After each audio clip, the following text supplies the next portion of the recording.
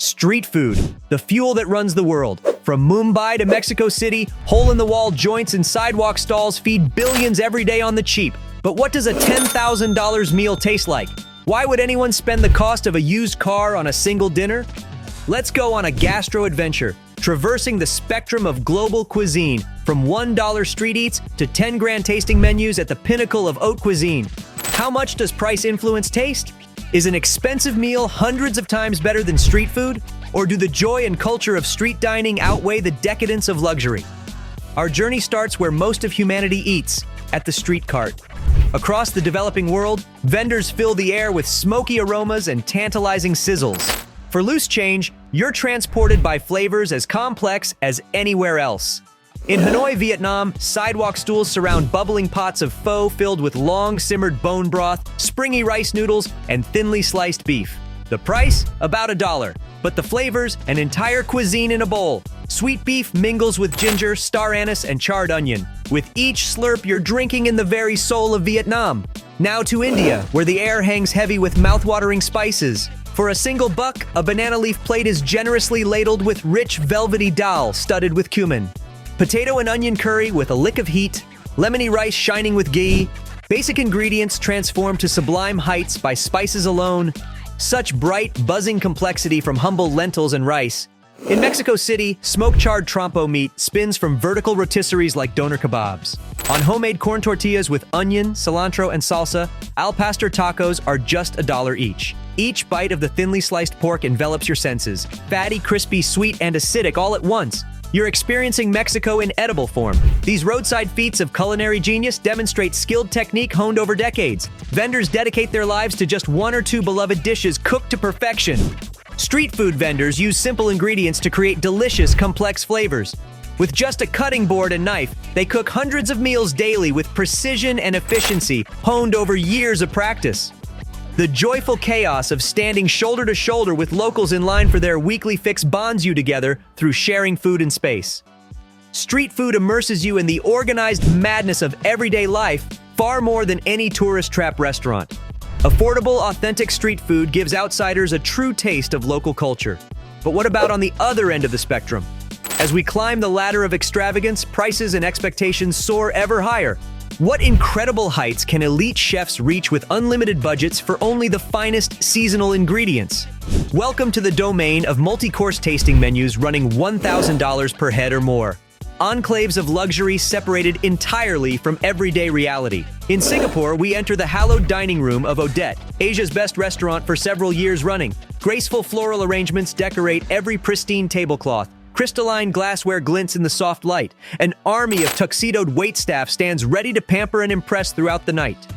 Your 20-plus course experience commences with an optional $180 glass of champagne infused with shavings of white truffle. Rare commodities converge. As the effervescent liquid graces your tongue, earthy, hedonistic aromas fill your nostrils. Then, one elegant, bite-sized morsel after another emerges from the kitchen over 3 or 4 languorous hours. Each dish spotlights premium seasonal ingredients raised or foraged expressly for the restaurant. Hokkaido uni resting atop kombu gelée, crowned with Australian winter truffles.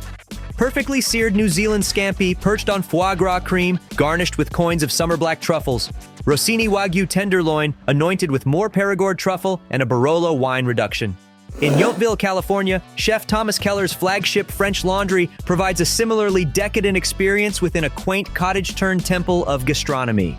The 9-course tasting menu commands over $350 per head, excluding wine pairings. Guests arrive early to stroll the impeccable herb gardens as adrenaline and anticipation peak. At Tang Court in Hong Kong, the Emperor Feast costs over $6,500 per person. This 10-course meal has things like sea cucumber, rare bird's nest soup, abalone, and fancy sake. It tries to capture ancient Chinese imperial luxury. Guy Savoy's restaurant in Las Vegas has a $500 black truffle and caviar tasting menu. For 20 courses, you get a lot of truffle shavings, caviar, lobster, expensive crab, and more. The point is, these places use extremely rare, expensive ingredients to create luxury-tasting menus. A single meal can cost as much as a used car. The experience promises to be exceptional. Nino's Bellissima in New York City offers the Fra Diavolo tasting menu for $10,000 for 2 people. It includes luxuries like fresh diver scallops, white Alba truffles shaved tableside, and Russian Osetra caviar topping Kobe beef Wellington. The meal is served in Nino's private wine cellar surrounded by extremely rare vintages included in the price. The restaurant sets the scene with opera music, hoping to recreate a billionaire's elegant lifestyle for the night. These meals demonstrate just how expensive dining can get. From the ingredients to the ambiance, everything aims to provide an ultra-luxurious culinary experience out of reach for 99% of people.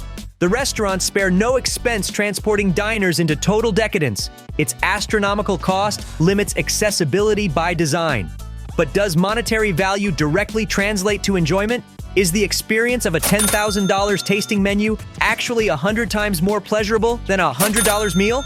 Consider the law of diminishing returns. We should judge dishes by flavor, not price or prestige. Two people can have equally transcendent bites of food in different settings without ranking one superior. If simple ingredients like rice and lentils can build such nuanced flavors for pennies, are fancy tasting menus actually 100 times tastier? Or do elements like service, presentation, and exclusivity account for much of the astronomical price tag? Sensationalism also attracts diners chasing bragging rights from flashy restaurants more than unpretentious hole-in-the-wall joints. Social media gives haute cuisine free exposure that humbler eateries must buy through traditional advertising. Yet a $10 bowl of hand-pulled noodles in Lanzhou or plate of tacos al pastor may haunt your dreams equally. Does authenticity matter more than originality or innovation in food? Restaurants like Noma mold ingredients like moss and ants into edible abstract art. But if flavor takes a backseat to novelty, who actually wants to eat the creation? Food should nourish more than just the ego and Instagram account. Fancy, expensive meals can be very enjoyable for celebrations, but simple street food also brings people together by reminding them of childhood favorites from their culture. Across all types of dining, good flavor and welcoming service are most important. Price and fame do not guarantee happiness with a meal. Often, the cheapest dishes are the most comforting. Whether you're sitting or standing, Shanghai soup dumplings or a six-figure dessert can nourish your soul equally. Tasting menus let you try new things if you can pay. But the classic street snacks of the past and present are priceless treasures to everyone.